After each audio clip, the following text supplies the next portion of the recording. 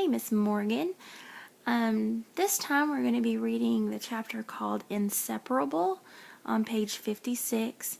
Last time when we read, Cecile didn't want to give Fern a glass of water, and she never would call Fern by her name and just called her little girl, and Delphine just is not impressed with her mother at all, and they still don't know what's going on in the kitchen, so maybe we'll find out today. Inseparable on page 56.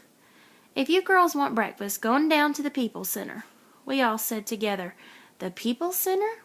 Without skipping a beat, Cecile said, next to the library on Orchard. Just keep walking till you see kids and old people lined up. You're not going to take us? I didn't mean it to worm out as a question and was mad at myself for asking instead of stating. You don't need me to walk down the street. The park is on the other side. Y'all can run around after breakfast or stay for the program at the center. It don't make me no difference. Cecile pointed a fountain pen at me. 2 more pins were stuck in her hair. You, the oldest, you can read street signs. Vanetta, indignant, said, I can read street signs too. Me too. Instead of saying I didn't ask for all of that, like I expected, Cecile smacked her palm against her thigh and said, then that settles it. Step out this door, cross the street, keep going a block till you get to Orchard. If you can read, you can't miss the O in Orchard. Turn left. Keep walking till you see the library. Center's on the same block. Can't miss it. Nothing but black folks in black clothes rapping Revolution in a line of hungry black kids. Then she cut herself off from us, tapped her fountain pen, and repeated, black folks in black clothes rapping Revolution. We had Black Panthers in Brooklyn.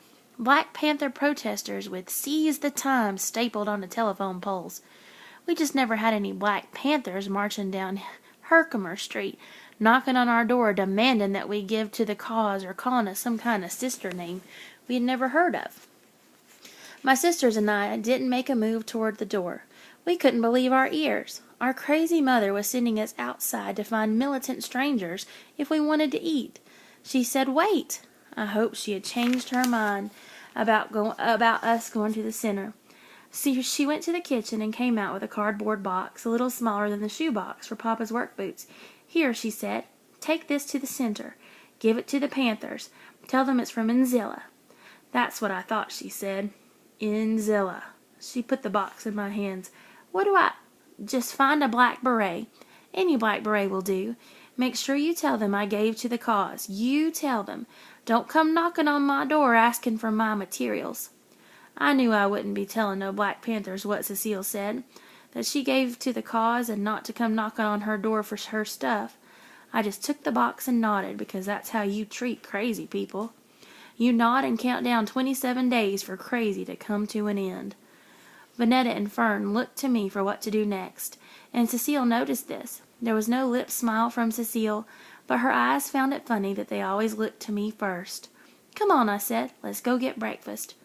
We were about to leave, but Fern stopped cold. Her eyes bugged out, and she balled her fists. Wait, wait! Vanetta and I waited while she ran into the back room, her steps all buffalo stomps. I didn't mind Fern stomping because it annoyed Cecile that her house had been invaded by our mouths, wants, and feet. It served her right. Both Vanetta and I knew why Fern ran back to the room. We'd been seeing this go on for years. Fern returned with Miss Pattycake in tow. From her look of disgust, I believe Cecile would have spat out her own floor if she wouldn't have had to clean it up. I'm so sorry. I believed Cecile would have spat on her own floor if she wouldn't have had to clean it up. Sorry. Aren't you too big to be dragging that thing with you? As far as I was concerned, Cecile had nothing to say about Fern and Miss Pattycake. Miss Pattycake was there when Cecile wasn't. Now I smiled.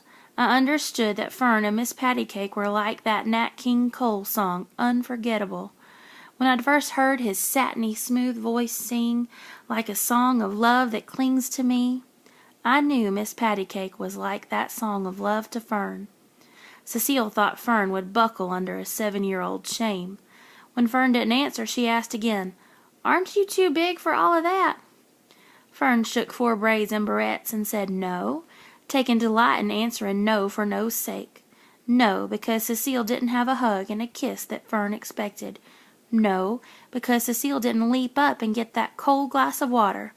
No, because Cecile had yet to call Fern, Fern. Vanetta groaned. She had fought enough name-callers on behalf of Miss Pattycake. I had fought my share, too. But so what? It was for Fern and her doll. Except for going to school and church, Fern and Miss Pattycake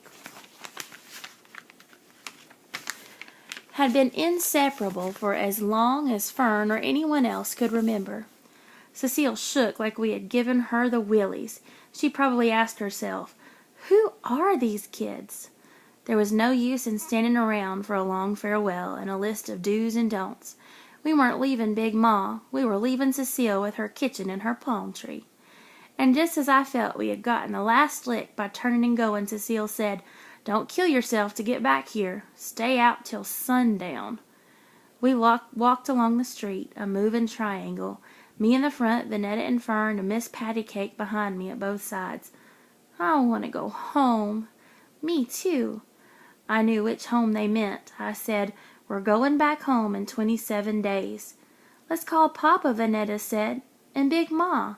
I said, "Not yet. Big Ma hasn't gotten over the collect call from yesterday. We got to get up enough dimes to make a real call across the country." Vanetta said, "We should call Papa, tell him she's mean, and she don't want us, and she won't cook or let us in the kitchen to get a cold glass of water. In her kitchen. In her house." I said, "We will, just not yet." Vanetta said, "If Big Ma knew, and Papa, they'd be here lightning quick to get us." "Yeah, quick like lightning." I said, "We'll need a lot of dimes."